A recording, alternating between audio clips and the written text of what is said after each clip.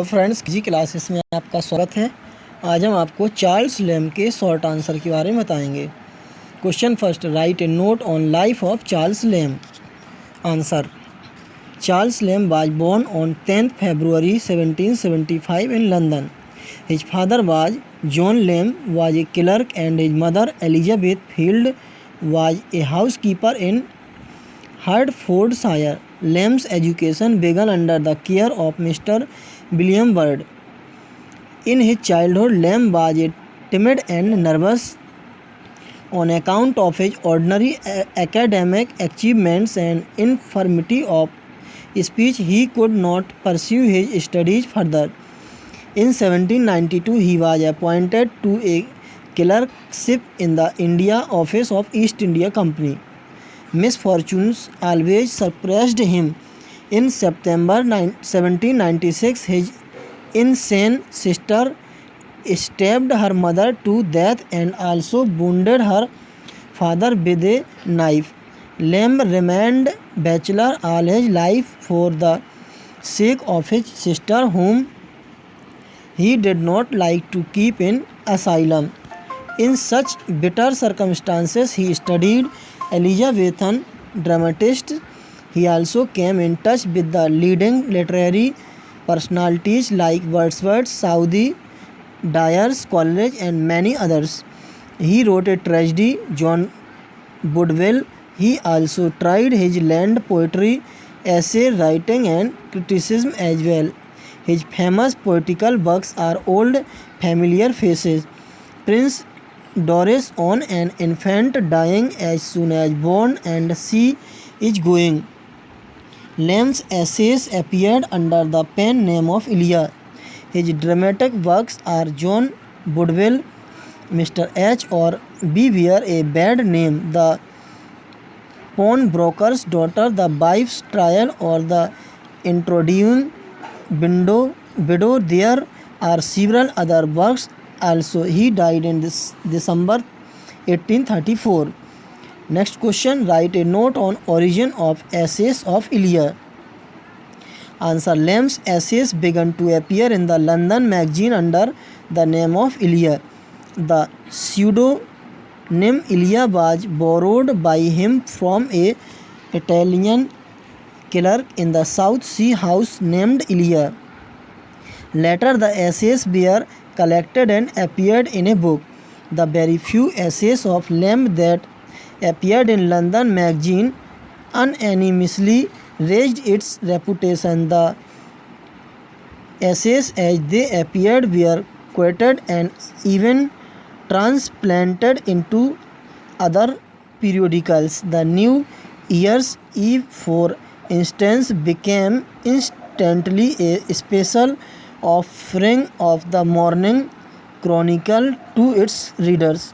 In August 1820, the London magazine published Lamb's first essay, Recollections of the South Sea House. In October, appeared Oxford in the Vacation. In November, Christ Hospital 5 and 30 years ago.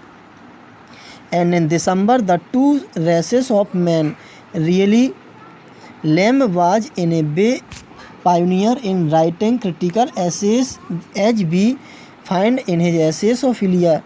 In mood as in theme, his writings are delightfully various, and they peculiarly display that rare blend of the whimsical and the lovable which was Lamb's nature. His essays were a new development. Next question, discuss variety of theme in the essay of Lamb. Answer, Lamb's essays limited in number through though they are exhibit infinite variety. About them it may be said, here is God's plenty. His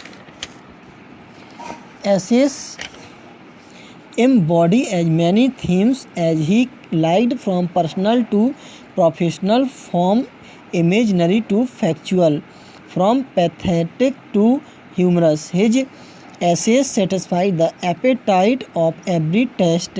The Christ's Hospital gives an account of his early education. The South Sea House records his experience of past associations. The essay Oxford in the Vacation describes his enjoyment of the vacation. In Mrs. Battle's opinion, he described the character of his grandmother. In My Relation and Macquarie and in Hertfordshire, he gives the character sketch of his brother John and sister Mary.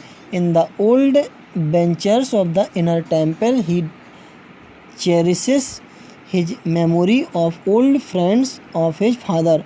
In On Chimney Sweepers and The Decay of Beggars, he gives his sympathetic views about the poor class. Thus, the essays of Elia are marked with an interesting variety. In the words of Blundell, in the treatment, almost every essay moves through a series of moods: wild and sweet, grave and subdued, clear and practical, and sumptuous and sonorous. Next question है, discuss humor and pathos in the essay of Lamb. Answer: charm of Lamb's essays is the blending of humor and pathos. Such a fusion is the result of an extreme sensitiveness to the true proportion of things. Humor is a necessary equipment of a writer like Lamb, who has perforce to black out all that troubles him in spirit and to turn his attention to man and things outside himself. His humor has so much a personal coloring that we cannot for a moment lose sight of a pensive, gracious character brooding over things of the past and with nostalgic longings for a world they have been his but for the freak of fate. Lamb's humor is a blend of jest and tears. It is akin to pathos. Humor was his saving grace. It could detach him from the painful and tragic realities of the world. It is rather a drawing a veil over the ghastliness of his experiences of life. He does not jest his life, he cannot, for he has known all that is given in life, but his humor relieves him of the painfulness and tedium of life. His humor makes for a sane appraisement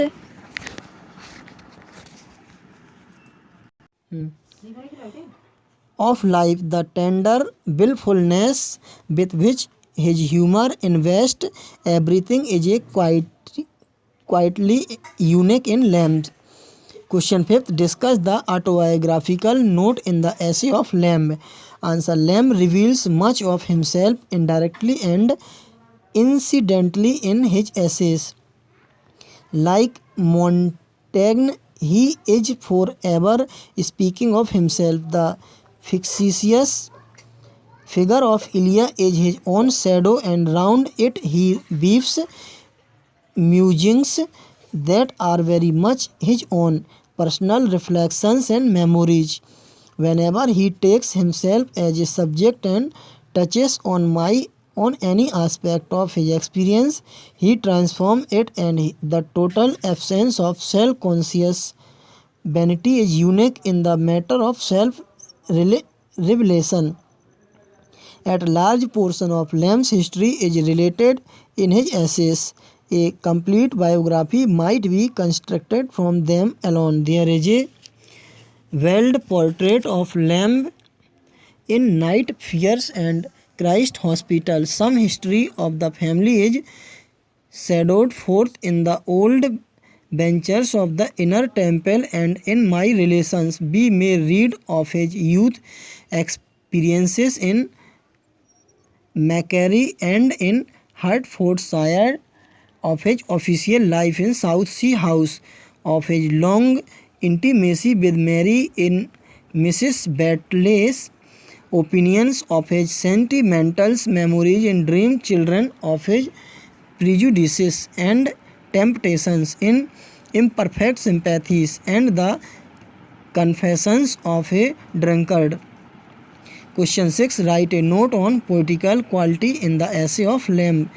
Answer. The essays of Elia have the charm of the poetry. In the words of Sampson, Lamb's first essays are the nearest of all to poetry. In fact, some of his essays may be enjoyed as lyrics. It is so because they are a faultless and spontaneous overflow of feelings of Lamb's heart. The whole of Dream Children is poetic, and much of a Quaker meeting has poetic element. Frequently, the poetic element is brought in under the shape of literary allusions or quotations, which no one could manage more skillfully than Lamb. His essays are sweetest songs in prose that tell of the writer's saddest thoughts.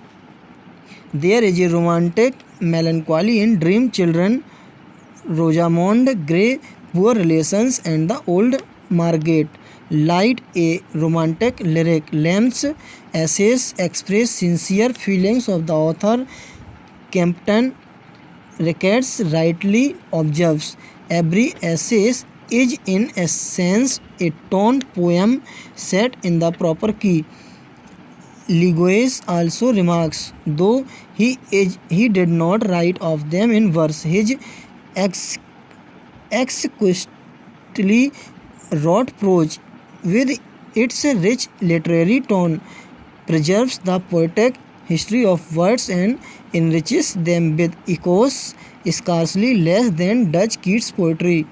Next question 7. Discuss the prose style of Lamb. Answer. Saintsbury says the style of Lamb is as indefinable as it is unimitable, and his manner and method defies selection and specification as much as the flutterings of a butterfly. There is an undefinable charm in the style of Lamb. He is playful, and yet he has a curious felicity. He offers poetic prose because he was a poet at heart.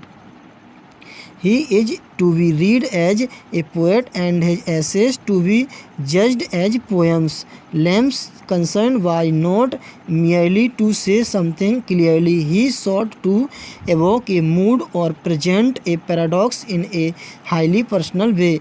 This does not give him a place in the tradition of English prose style.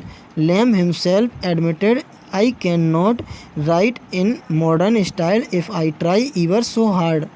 Walter Peter has rightly assessed the style of Lamb. He says, in the making of prose, he realizes the principles of art for its own sake, as completely as Keats in the making of the verse.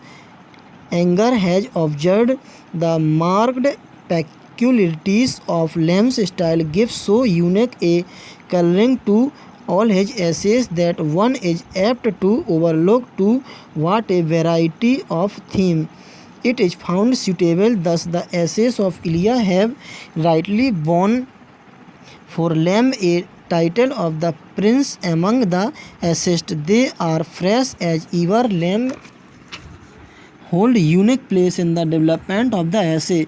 The style is full of surprises and digressions. Thanks, best of luck.